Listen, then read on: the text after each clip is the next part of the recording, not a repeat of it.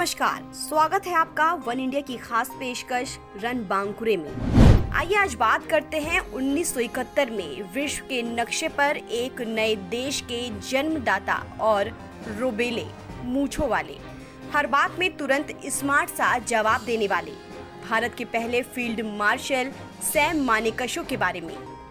Field marshal Manekshaw की service 1934 से साल 2008 तक थी, जिसमें उन्होंने दूसरे वर्ल्ड वॉर, 1962 के भारत चाइना वॉर, 1965 के भारत पाकिस्तान वॉर, 1971 के भारत पाकिस्तान वॉर में हिस्सा लिया।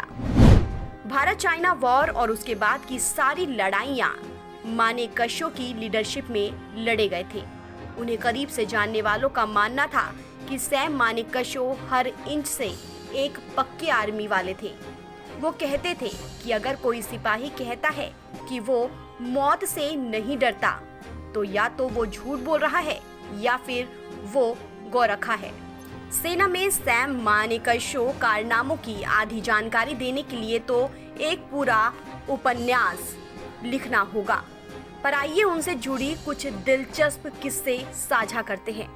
1971 के भारत पाकिस्तान युद्ध के महानायक सैम मानेकशॉ एक ऐसे अधिकारी थे जिनकी बात काटने की हिम्मत कोई नहीं कर पाता था।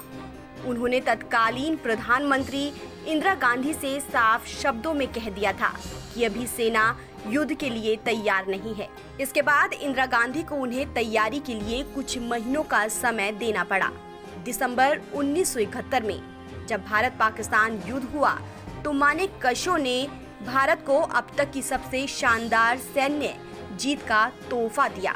1971 के भारत पाकिस्तान की लड़ाई के बीच में ही प्रधानमंत्री इंदिरा गांधी के दिमाग में ये बात बैठ गई थी कि मानेकशॉ आर्मी की मदद से तख्ता पलट की कोशिश करने वाले हैं। इस पर मानेकशॉ ने सीधे जाकर इंदिरा गांधी से कह दिया कि क्या आपको नहीं लगता कि मैं आपकी जगह पर आने के लायक नहीं हूँ मैडम?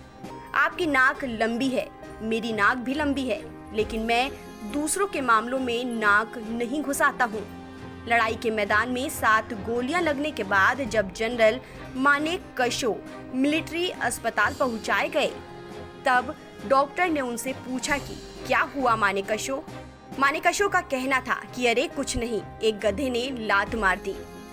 1962 में जब मिजोरम की एक बटालियन ने भारत चाइना की लड़ाई से दूर रहने की कोशिश की, तो मानेकशॉ ने उस बटालियन को पार्सल में चूड़ी के डिब्बे के साथ एक नोट भेजा, जिस पर लिखा था कि अगर लड़ाई से पीछे हट रहे हो तो अपने आदमियों को ये पहनने को बोल दो। फिर उस बटालियन ने लड़ाई में हिस्सा लिया और काफी अच्छा काम करके दिखाया। अब मानेकशॉ ने फिर से एक नोट भेजा जिसमें चूड़ियों के डिब्बे को वापस भेज देने की बात की गई थी। बताया जाता है कि सैम मानेकशॉ ने सेना में जाने का फैसला भी अपने पिता के खिलाफ विद्रोही बनकर लिया था, यानी वो हमेशा से ही एक विद्रोही तेवर वाले थे। इस वीडियो में फिलहाल इतना ही।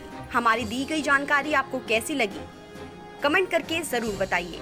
लाइक करें, शेयर करें और सब्सक्राइब करना बिल्कुल ना भूलें।